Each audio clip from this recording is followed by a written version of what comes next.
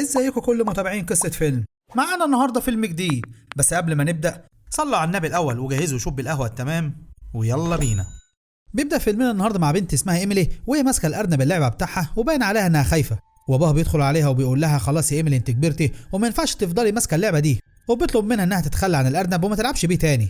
وإيميلي كانت مترددة بس في الآخر قررت إنها ترمي الأرنب، وفجأة نور بينطفي في البيت كله وإيميلي بدأت تنادي على أبوها بس مفيش رد منه، فبتدخل تدور عليه فلقيته واقع على الأرض، وفجأة بيظهر وراها كائن غريب وبيمسكها وبيحطها في شنطة وبيقفل الشنطة قدام باباها ومش قادر يعمل لها حاجة. وبعد 4 سنين بنشوف راجل اسمه بادي وعايش مع مراته كارينا وابنهم الصغير أرلو في بيت في منطقة هادية، وكارينا بتقول لبادي إن أختها إيلان وأمها جايين يفطروا معاهم النهاردة، وفعلا بعد شوية العيلة كلها وصلت وقعدوا مع بعض وكان يوم جميل. وبادي قاعد يتكلم مع أخوه مايكل واللي بنعرف من كلامهم إنهم عندهم مصنع أخشاب كبير وبيفكروا كده إن هم يوسعوا المشروع، ومايكل بيقول لبادي إنه محتاج يعمل قرض عشان يمول المشروع الجديد، وبيوري له الجهاز اللي هو شغال عليه. وبادي كان لسه راجع من سفر طويل واخيرا مستقر مع عيلته. وفي نفس الوقت ده كارينا كانت بتتكلم مع اختها وبتقول لها انها ملاحظه ان بادي من يوم ما رجع وهو متوتر ومش بينام كويس ودايما سرحان وكانه خايف من حاجه، ولكن النهارده كان يوم لطيف بشكل عام. وبعد ما العيله قضوا وقتهم مع بعض بادي بيقرر ان هو يروح يرمي الزباله، وفجاه هو بره النور بيبدا انه ينطفي ويشتغل بسرعه، وبادي بيسمع صوت حد ماشي وراه ولما بيبص مش بيلاقي حد.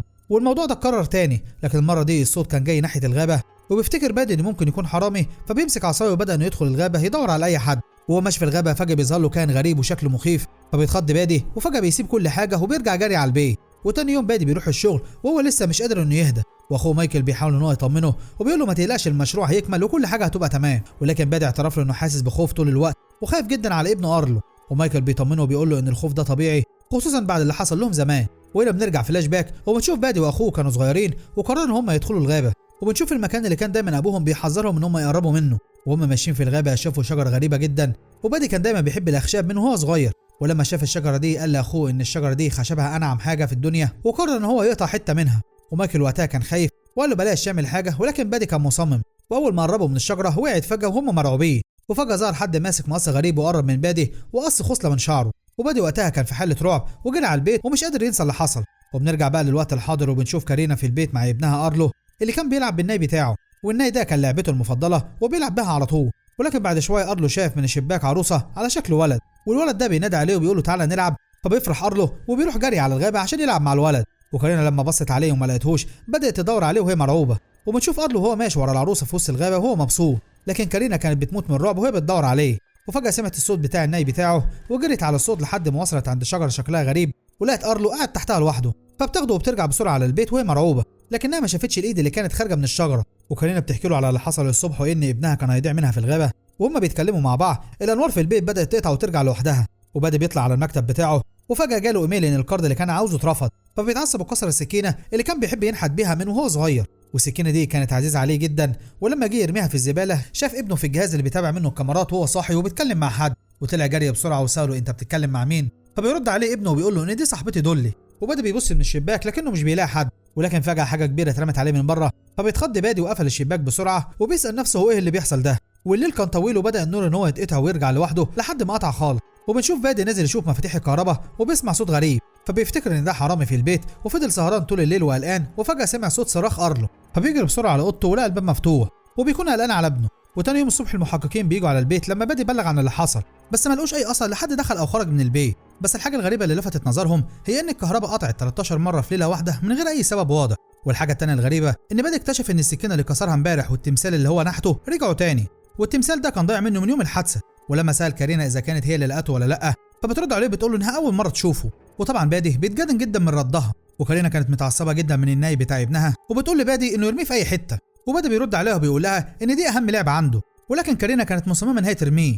وبيعدي اليوم وبادي بينزل يدور على الناي في الزباله لكنه مش بيلاقيه، وفضل طول الليل سهران ومش عارف ينام وكل شويه يفكر في اللي بيحصل حواليه. وفي نفس الوقت ده كارينا كانت قاعده في الحديقه مع ارلو، وبعد شويه ارلو جاب لها ورقه وقال لها ان دي هديه من صاحبتي دولي. وكارينا لما فتحت الورقه لقت فيها رسومات ليها هي وارلو ورسومات تانية لجاكي وهو صغير، واول ما شافت الرسومات اتخضت جدا وقالت له ايه الرسومات دي وفين دولي دي؟ وارلو فضل يضحك وقال لها ان دي صاحبتي اللي بلعب معاها في الغابه. وكارينا بدات تقلق اكتر وراحت تدور على ارلو وهو قاعد لوحده، لكنها شافت خيال حد في البيت، وهنا بقى بدات تحس ان الموضوع كبير ومش مجرد لعبه اطفال. وبعد كده بالليل بيرجع بادي من شغله وهو مرهق، وبعد ما نام ارلو كارينا حكت له على كل اللي حصل تاني مع ارلو، وانه كان بيتكلم مع شخص اسمه دولي وان الرسومات كانت غريبه. وهنا بدا بادي ان هو يقلق اكتر وما يسيبش الموضوع ده يعدي كده، وطلع على مكتبه عشان يحاول يهدى شويه، لكن فجاه جات له رساله جديده على التليفون، والرساله دي كانت من البنك وبتقول له ان الكارد بتاعه اترفض. وبنشوف ان النور كل شويه يقطع ويرجع تاني، وكأن في حد بيتحكم في الكهرباء. فبدا نزل يدور على ارلو عشان يتاكد انه بخير، ولما دخل اوضته لقى ارلو صاحي وقاعد في سريره وساله انت ليه قفلت النور؟ وارلو بيرد عليه بكل براءه وبيقول له انه ما قفلش حاجه، وان دولي كانت موجوده وهي اللي كانت بتلعب معاه. وبدل ما بيصدقش الكلام في الاول وقرر ينزل تاني يدور في البيت، لكنه مش بيلاقي حد، وبيسمع صوت غريب وكل شويه يحس ان في حد وراه. وفضل طول الليل قلقان وما قدرش انه ينام. والصبح بيجي المحققين تاني عشان يتاكدوا من الاوضاع، بس زي كل مره ما كانش في اي دليل يدل عن ان في حد دخل او خرج من البيت. والمحقق سأل بادي ايه اللي سرق المره دي، فبادي بيقول له ان مفيش سرقه بالمعنى التقليدي، وان النائب بتاع ابني ضاع بالرغم من اننا سمعنا صوته بالليل. والمحقق بيستغرب جدا من الكلام ده وحس ان في حاجه مش مظبوطه، ولكنه بيقفل الموضوع لانه ما قدرش ان هم يلاقوا دليل يثبت ان في حد بيلعب في الكهرباء. وبعد ما المحققين بيمشوا بادي قرر ان هو يروح لاخوه مايكل عشان يحكي له على اللي حصل. ومايكل بيهديه وبيقول له ان كمان ممكن تكون حاجتك القديمه اللي كانت ضاعت منك زمان متشاله في البيت وانت ناسي، والتمثال اللي لقيته في البيت ده اكيد موجود بس ما حدش لاحظه.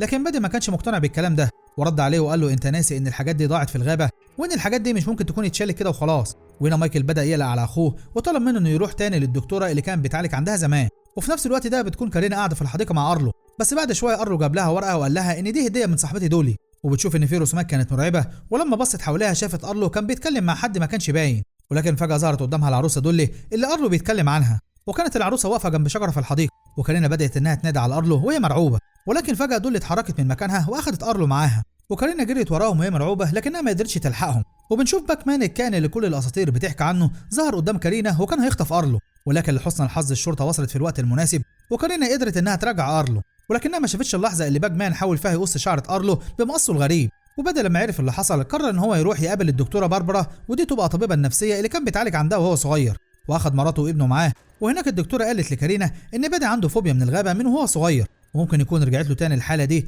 بسبب القلق اللي بيحس بيه دلوقتي. وفي نفس الوقت ده بادي كان عمال يفتكر طفولته لما ابوه اخده معاه في الغابه وقال له ان الغابه دي مسيطر عليها كائن اسمه باجمان، وباجمان ده بيجي بالليل وبيخطف الاطفال المميزين اللي عندهم العاب وحاجات بتحبها وبيحطهم في الشنطه بتاعته وبياخدهم وبيمشي. ولما بادي رجع البيت قرر ان هو يواجه باجمان، وان ده هو الحل الوحيد اللي يستعيد بيه السكينه اللي كسرها. وبالفعل بادي رجع الغابه ودخل كهف باجمان، وهناك شاف كل الالعاب اللي كان الكائن ده بياخدها من الاطفال اللي خطفهم على مر السنين. وهو ماشي في الكهف لقى الارنب بتاع ايميلي البنت اللي اتخطفت من 4 سنين، وبادي كان مرعوب لكنه فضل ماشي لحد ما لقى شنطه باجمان وفتح الشنطه بسرعه عشان ينقذ ارلو، لكنه لقى بدل ارلو العروسه دولي، وكمان باجمان حاطط فيها تسجيل بصوت ارلو. وهنا بادي فهم ان الكائن ده ما كانش عاوز ارلو وكان هدفه الاساسي بادي نفسه، وارلو كان مجرد طعم عشان باجمان يخلي بادي يجيله برجليه. وفعلا في الوقت ده ارلو كان نايم في السرير بتاعه عادي، ولكن باجمان قدر يشيل حركه بادي في الكهف وبين له السكينه اللي رماها في الزباله. وفهم بادي ان ده كان خطأه، وانه من ساعه ما رمى السكينه باجمان بدا يدخل حياته ويسيطر على كل حاجته. وبدا يحاول انه يوصل للسكينه وهو في حاله شلل، وفي اللحظه الحاسمه قدر ياخد السكينه ويضرب بيها باجمان قبل ما يحطه في الشنطه بتاعته. وبادي كان عارف ان الكائن ده بيقص شعر الاطفال اللي معجب بيهم عشان يقدر يوصل لهم في اي وقت، ولكن لما ضربه بالسكينه قدر يقطع سيطره باجمان على حياته. وفي اللحظه دي بادي فهم ان السكينه هي اللي كانت بتحميه طول عمره. وبعد ما انقذ بادي ارلو من انه يبقى ضحيه لباجمان، قرر هو وكارينا هم ياخدوا ابنهم ويبعدوا عن الغابه للابد. ومن في الطريق كارينا قالت لارلو معايا هديه من باباك ليه، وادته الناي بتاعه وقالت له ان ابوك ضحى بحياته علشانك ولازم تحافظ على الناي ده مهما حصل. وبكده بيكون فيلمنا خلص النهارده.